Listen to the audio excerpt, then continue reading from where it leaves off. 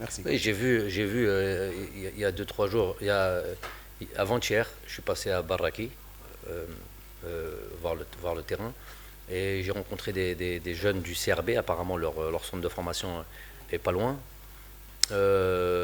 Donc, ça fait plaisir de voir qu'il y a des clubs qui enfin consacrent du temps à ce volet indispensable, incontournable. Vous savez, je suis issu, je vais vous donner une petite expérience. Bon, moi déjà, je suis issu d'un centre de formation, j'ai fait toutes les étapes d'un centre de formation. Je suis arrivé à 14 ans dans un centre de formation, au PSG, et j'en suis sorti à 19 ans. Donc j'ai fait tout le cursus. Des fois, on arrive à 17 ans, 18 ans, 16 ans. Moi, j'ai fait depuis le début jusqu'à la fin, jusqu'à devenir pro. Euh, et en même temps, j'ai participé à la création d'un club au Qatar, qui est un des meilleurs clubs aujourd'hui d'Asie, qui s'appelait le Dohil, qui s'appelait l'Ekhouya à l'époque. Et où justement on arrivait, on a insisté d'abord sur les équipes, l'équipe première et la réserve, et ensuite on a travaillé sur la formation avec beaucoup de personnes. Et aujourd'hui, on est le meilleur centre de formation, ce club en tout cas, c'est le meilleur centre de formation du Qatar, peut-être même d'Asie, parce que je vois il y a énormément de qualité.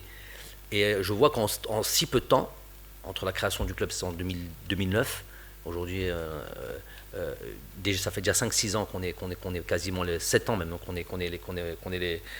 ce club est le meilleur en termes de formation. Je vois qu'il y a une volonté, alors qu'on n'avait aucune catégorie de jeunes, qu'il y a une volonté de travail, tant dans le scouting, le centre de formation c'est une élite, hein, donc il y a du scouting à faire, choisir les meilleurs. Chaque club a ses scouts pour aller choisir les meilleurs. Et c'est avec les meilleurs qu'on forme. La formation, c'est un groupe élite. Donc on a une vraie cellule de scouting. Ensuite, ils ont ramené des vrais formateurs. Aujourd'hui, en très peu de temps, bon, le pays est plus petit, mais il y a moins de qualité. Là, aujourd'hui, en Algérie, tu crées ça, tu crées. Je dis, j'ai pas envie de reciter le nom du club, mais aujourd'hui, c'est le club qui nous donne le plus d'internationaux. C'est le club qui s'autofinance. C'est le club qui vend des joueurs à l'étranger.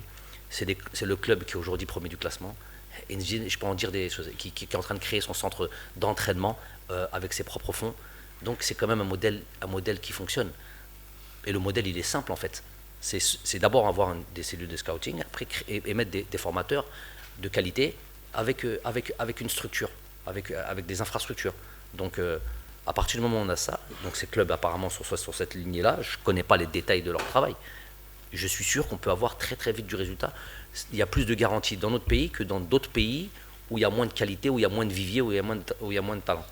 Donc j'espère que les gens ont pris ça très sérieusement, ne serait-ce que pour leur intérêt à eux, hein. Les clubs, ils pensent pas quand ils forment, ils pensent pas à l'équipe nationale A.